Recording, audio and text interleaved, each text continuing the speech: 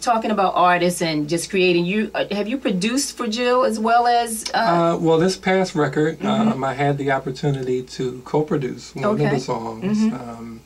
I co-wrote a couple of the songs, and I actually produced more songs on the record, but only one of the songs that I co-produced made the record. But coming in the door, just working with her for the first time, that was really a lot. That was a huge experience. Absolutely. Now, you've worked with Jill Scott for how long now? A little over 2 years. Okay. And when you say coming in the door, but she's probably looking at you as your history. She's probably feeling the same way about you that you're feeling about her. Like, oh my gosh, I need to have Randy Bowland working and producing. I mean, you produce the entire CD for Gerald Levert's The G-Spot. Am I correct? That's correct. So I'm sure she's looking at that history and saying, I have to have Randy Bowland a part of any project that I'm doing if I want to be successful. Well, that's definitely a nice way to look at it. I feel fortunate primarily because this business is very cliquey. It's very cliquey, yes. And to get the opportunity to come in and do production and write and play and be music director, that's not common. Yes. Even if you're coming in with a host of credits, it's like people still feel like you kind of have to go through the ranks of their operation, before you can get other things, given to you. But the guy who was actually producing some of the record with her as well is a good friend of mine. And he was the one who originally hired me into her situation. And who was that? His name is Adam Blackstone. He's doing really well now too. I'm really proud of him. Congratulations, Adam. But we're such good friends that we have a lot of honest support. If I'm doing something and I can open a door or help him out or give him advice or whatever it is, I try to do that, and opportunities he had come his way, he's opened the door for me. So I like those type of relationships. I think that's a good way to be, and it's not that common anymore. For people to do that. Now, speaking of production and producing the G-Spot for Gerald Levert, how long does something like that take, from infancy to actual what we hear on the radio? Well, actually, the creative process was really fast. Gerald was always a person that works really fast. Anyhow, if you couldn't keep up with him, forget about it.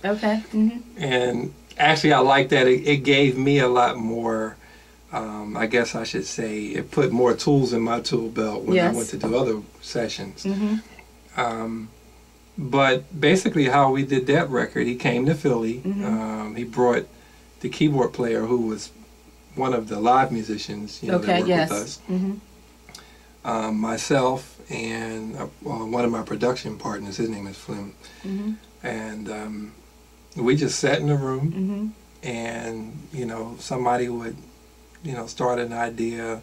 A lot of times I may have started things, or Gerald may have a lyric, and we just kind of jammed it out. And within maybe 15 or 20 minutes, we had an idea, and it's like, okay, let's cut. So that album was really made that way. I mean, we actually had tracks that we put together. He had no words. He went out on the mic. He said, just turn the mic on. And he just created right on the spot.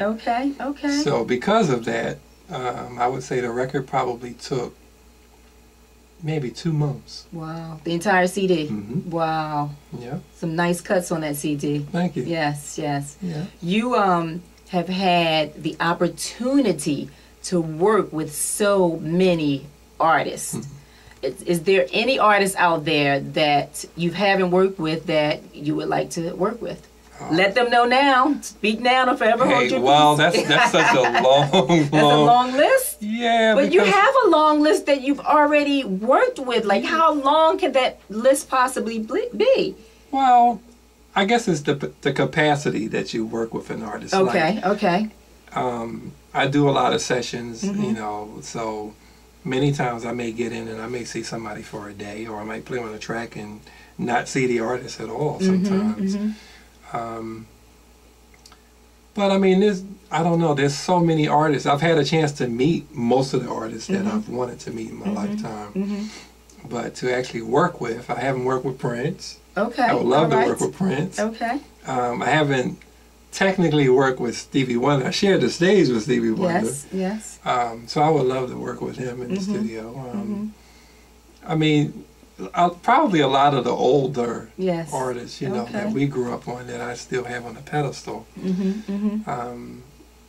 There's just so many people that I could think of, but I would put them too at the top of the list. Now you also play other instruments, the keyboards, and you play bass also? Play bass. Okay. Yeah. And what other instruments? Not as good as John, but I play bass. Okay. So the guitar, keyboards, and bass. Yeah, those are primarily the instruments I play. I used to play drums a lot better than I play now. I love the drums. I'm actually teaching myself how to is play that drums. right? Yes, I am. Yeah. I'm not going to show off until I'm really ready. I'm not ready yet, but I have been, you know, teaching myself. Yeah. So maybe those will be the three instruments that I can get around on pretty good. Okay. Okay. So when you're producing though, are you behind keyboards or you're on your guitar? What, like, how does that work for you? Everything. Okay. Okay.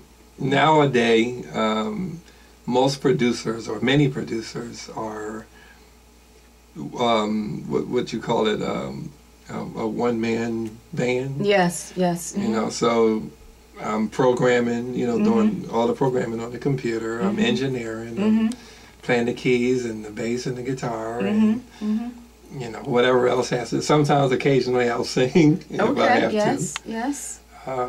So I'm used to doing that, but I actually like to work with other people. Even if I can do those things, I like working with other people because you get other ideas that you wouldn't have come up with. Yes. Okay. Just chemistry. You know? Yes, absolutely. Absolutely. Now,